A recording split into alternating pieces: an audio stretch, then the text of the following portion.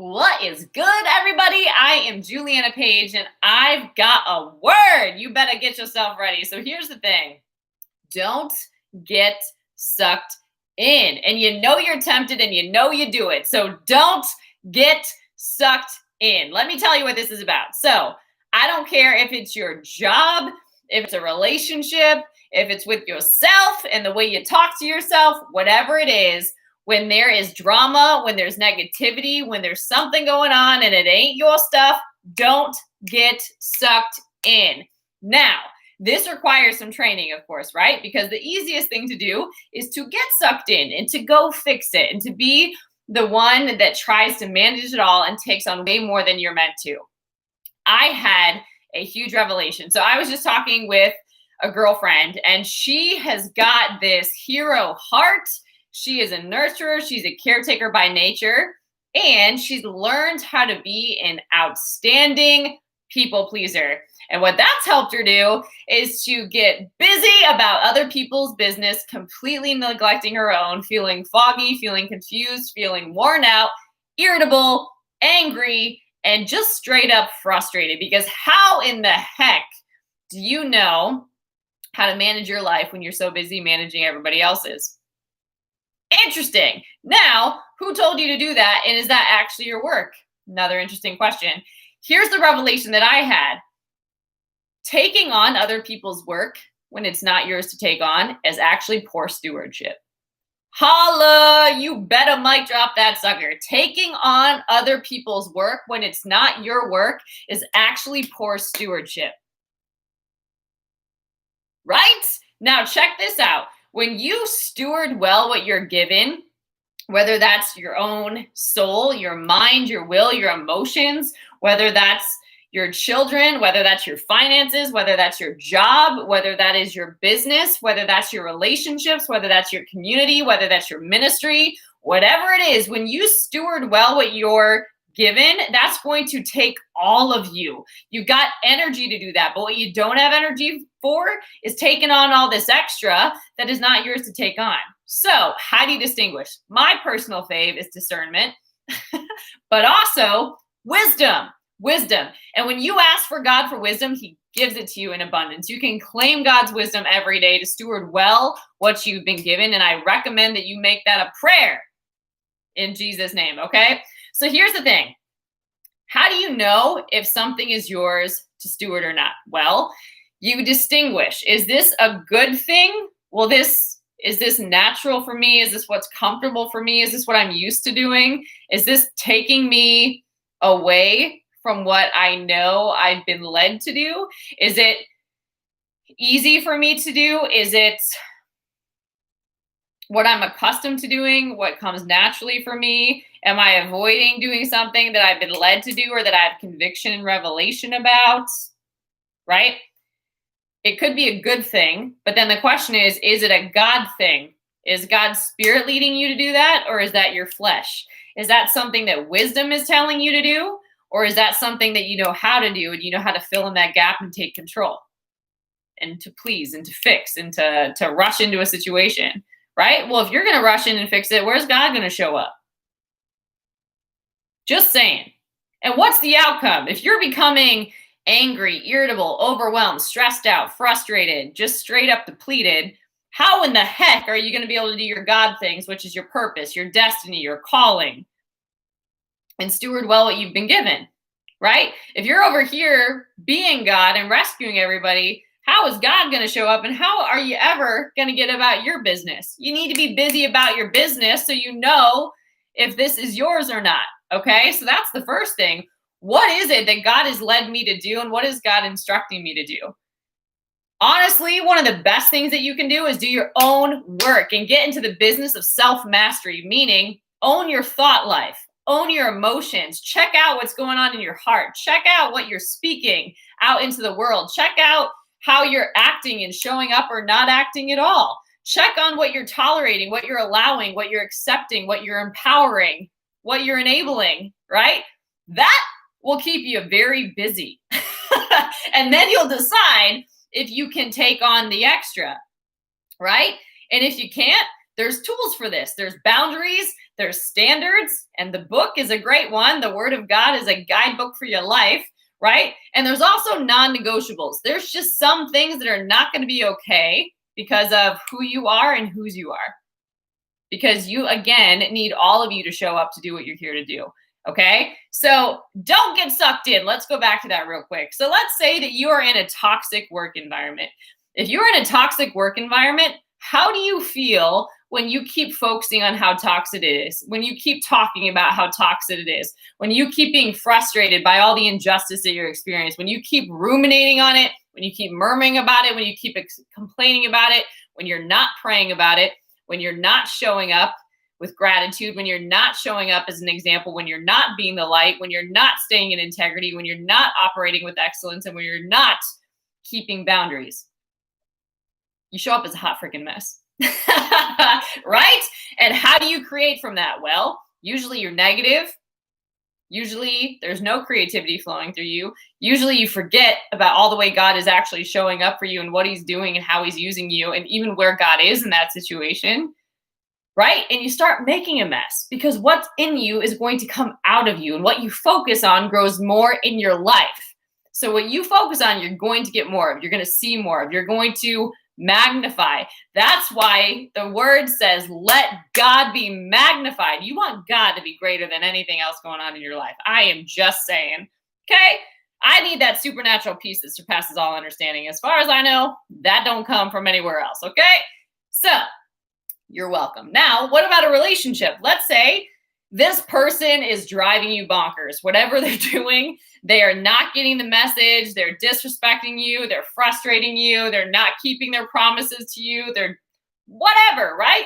But the more you focus on that, policing their affairs, judging how they're showing up, criticizing how they're showing up, needing to have conversations about how they're showing up, you lose your focus. Did you ever notice that?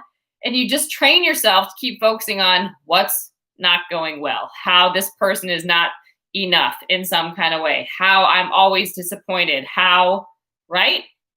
Where are you in that though? How about how you're focusing? How about how you're showing up? How about what you're contributing? How about how you deliver things? Where's the love at, right?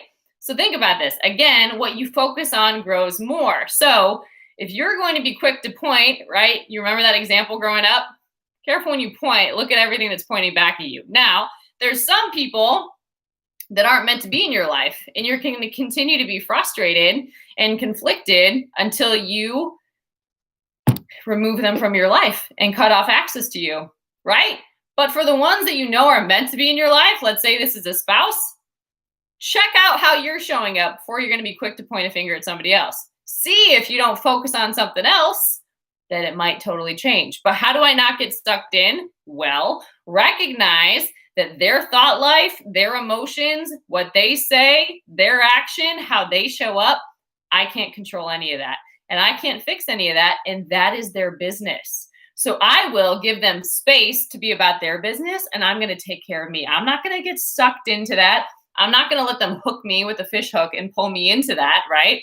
I'm going to have a boundary. I'm going to walk away if I need to walk away. I'm going to renew my mind. I'm going to practice emotional fitness. I'm going to work on my self-mastery. I'm going to check my heart. I'm going to guard my heart. If there's something that I need to say, if there's something that I need to do, I am trusting that God will reveal that to me, but I'm going to let that person handle themselves and do their own work. Right? Right? So hopefully these examples, whatever it is for you, whether it's at work, don't get sucked into the drama. Don't get sucked into the thing that is not your job description. Don't get sucked into trying to figure out what's going on there. Remove, right? Take the hook out of you because they already got you. Remove your grip from that. Focus on showing up with excellence and doing a good job, because you don't work for man, you work for God. So represent God well, do your work, but then focus on what else it is that you're meant to focus on. That is not worth your time and energy, all the extra, right? So think about this.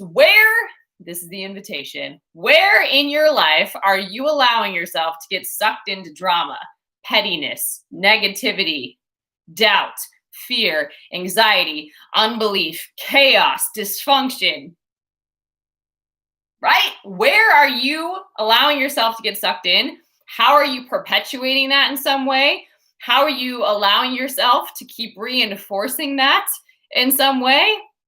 Where is that area for you? And it could be multiple, but where is that area for you? Think about it. Where's that area for you? Now, the interesting question, are you willing to change? Even if that situation doesn't change, even if that person doesn't change, are you willing to change and be better and become better and focus on that and your work and your business? Everybody else's business isn't your business, right? Are you going to develop yourself though? Are you going to renew your mind, work on your own spirit, work on what's going on in your heart, be better, do more, influenced by your example, not by your words and not by pointing fingers and judging and criticizing and murmuring and complaining? What are you adding? What are you getting out of that? Do you feel better? Are you creating more value? Are you becoming more? Are you doing more? Are you leading? You don't need other people to show up for you to show up. You don't need other people to be better for you to be better. You don't need to be promoted in the spirit. You can do all this work behind the scenes and you'll be very busy and you'll probably be more peaceful. So this is a challenging word. This is a mic drop word.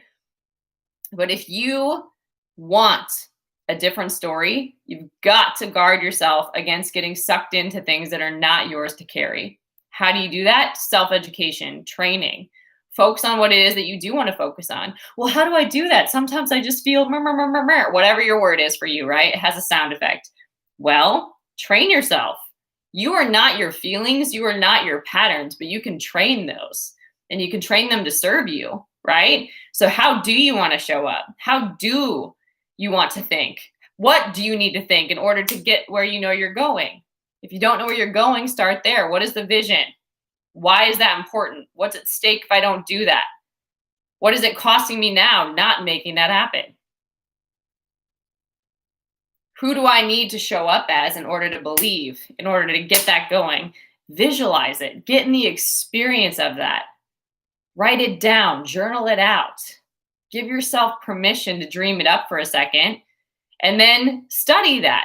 What are the qualities of a person that shows up that way? How can you surround yourself with people that are showing up and being better and taking risks and having courage and building confidence and transforming not only themselves, but those that they're connected to? How can you surround yourself with those people? How can you determine to be happy every day, no matter what, and live as often as you can from that state, no matter what's happening? You want to know how? Decision. Decision. You're not going to feel like it all the time. You're not always going to believe that you can. But if you decide, then you can train your mind. You can get into an emotional state that supports that. And then when you're in that emotional state, solutions come. And you just need your next step. So my reminder to you is not to get sucked in. There are things that you are here to do that only you can do. And the world needs that special gift that only you have. The world needs you to show up. The world needs you to be the best version of you. Not the tired version, not the stressed out version, not the overwhelmed version, not the freaked out version. The confident version, the victorious version, the visionary version, the passionate version, the loving version, the wise version, the capable version. Show up. Show up. That will solve more problems than you can think or imagine, but you've got to do the work. You've got to train yourself and you've got to let other people do their work. The greatest gift that you can give them is the best version of you and walking out what that looks like one day at a time and one moment at a time. Whew! Come on. That's a word. That is a word. So I hope this blessed you. I hope this is the reminder that you needed to hear on today. If you know somebody else that needs this reminder, do that. Subscribe to this channel, copy the link, share it with a friend.